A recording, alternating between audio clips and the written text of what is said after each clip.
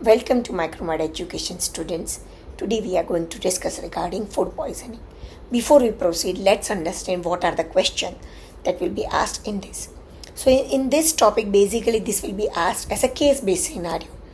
You will get a history in which generally there will be mentioned a clustering of the case after ingestion of a food, and in which the food particular will be mentioned. Also, the symptoms would be mentioned like the starting of the vomiting within that particular duration, the duration of the symptom starting, as well as the food will point towards the etiological agent, as well as 2 marks question will be asked like 1 to 6 hours food poisoning causing organism, 8 to 16 hours food poisoning causing etiological agent, or in general the toxin producing food poisoning agent, something like that would be asked. Less frequently that can be asked as a short note. Let's start. So basically the disease can be due to intoxication or infection. Intoxication is due to ingestion of a preformed toxin in the food, and generally the incubation will be 1 to 6 hours. Infection, there will be invaded, so the viable bacteria will invade and the incubation time would be more than 12 to 24 hours. 1 to 6 hours, the food poisoning causing organisms are Staphylococcus aureus and Bacillus cereus. Understand the products also. The Staph aureus is mainly with the meat as well as with milk and milk products. It is mainly associated with food handler, the skin and nose of them, which are colonized with the Staphylococcus. It produces heat stable enterotoxin, severe vomiting, no fever. Bacillus cereus is basically with the starchy food, mainly ingestion of a fried rice. Toxin again heat stable, symptoms are nausea and vomiting. Understand vomiting before next meal, that is preformed toxin. Another is Clostridium botulinum, which is producing a neurotoxin which blocks acetylcholine. Mainly it is due to improperly canned low acidic food, canned food injections, and anaerobic organism, that is Clostridium botulinum. So basically there are triad: diplopia, dysphagia and dysarthria, and there will be a descending flaccid paralysis and respiratory failure. Now the symptoms between 8 to 16 hours, basically by Clostridium perfringens and Bacillus cereus, another type, diarrheal type. 1 to 6 hours, the Bacillus cereus, that is emetic type, so there will be a vomiting. After 8 to 16, there is a diarrheal type due to formation of heat labile toxin, that is intestinal, with the intestine production. The sources are meat, sauces and vegetable, and there would be a profuse watery diarrhea. Clostridium perfringens, basically that is due to ingestion of the slowly cooled meats and gravies from the cafeteria.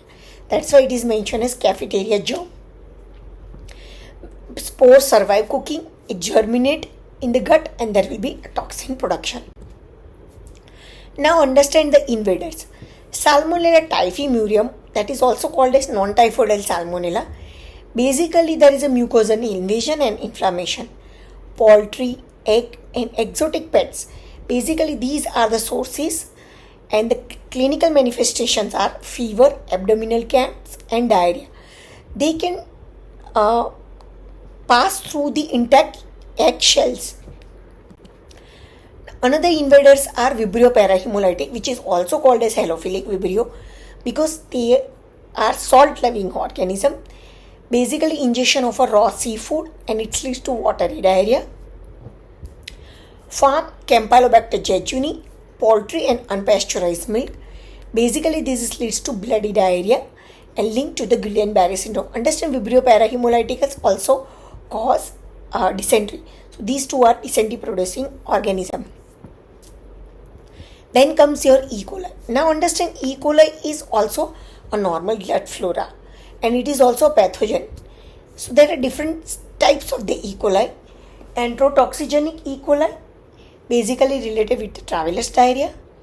Enteropathogenic E. coli associated with pediatric diarrhea, and enterohemorrhagic E. coli, that is with O157H7 with the undercooked beef. It basically produces Shiga toxin or Shiga-like toxin, which is a cytotoxic. And in this patient there is a hemolytic uremic syndrome and renal failure. Pathogenesis. Understand when there is a toxin production, toxin will bind the receptor, there is a secretory diarrhea and leads to fluid loss.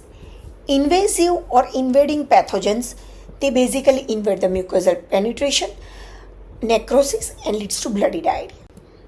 Anything cannot be finished with the laboratory diagnosis. Even in your case-based scenario, you have to mention it is a case of food poisoning. Later the etiological agent would be asked and the laboratory diagnosis and the preventive aspect. So the laboratory diagnosis, the sample would be stool in a sterile container. Even the vomitus can be useful and the source of the food can also has to be collected and sent. The transport media recommended are carry blade and microscopy is recommended is hanging drop preparation for Vibrio cholerae. Later on, the sample should be cultured on the respective medias. Let's check which are the medias recommended for the stool culture. Understand, when we are suspecting Vibrio, the alkaline peptone water enrichment is recommended, but the selective medias and the differential media used for stool cultures are McConkey's agar, TCBS for Vibrio, XLD and SS agar for Salmonella and Shigella, and Staphylococcus aureus. We recommend mannitol salt agar. Shigella is not producing feed poisoning, but I have mentioned it here because you should understand SS agar and XLD agars used for that. Treatment is always the rehydration has more importance. Antibiotic use is only for severe invasive disease and not recommended for E. coli because there is a risk of hemolytic uremic syndrome. Understand the preventive aspect. So clean water, hygiene and carrier screening is recommended, especially for the cook or the food handlers. Avoid cross contamination of the food. Properly cook the food so it will kill the vegetative bacteria, and proper preservation of the food to prevent toxin formations. Let's revise the food poisoning. So for 1 to 6 hours, that is Staphylococcus aureus and Bacillus cereus. And Bacillus cereus, the emetic type, and it's also related with fried rice. Staph aureus with the pastry, ham, milk products, vomiting, and it is also intoxication. Clostridium perfringens, 8 to 16 hour, toxico infection, watery diarrhea and due to meat and gravy. Salmonella, more than 24 hours, it's infection, it leads to fever and diarrhea, again poultry and eggs consumption. Clostridium botulinum is by neurotoxin after 12 to 36 hours. The diplopia, dysphagia as well as paralysis is associated with that, and it is mainly associated with canned food. Basically understand, incubation period is the best diagnostic clue. Vomiting is suggestive of toxin production. Fever is suggestive of invasion. Rehydration saves more lives than the antibiotic. And one has to report the outbreak to the public health. Hope you liked today's video. Please stay tuned with MicroMed Education. And for this rapid revision case series, please provide some comments and like our video. Please share it with your peers and colleagues.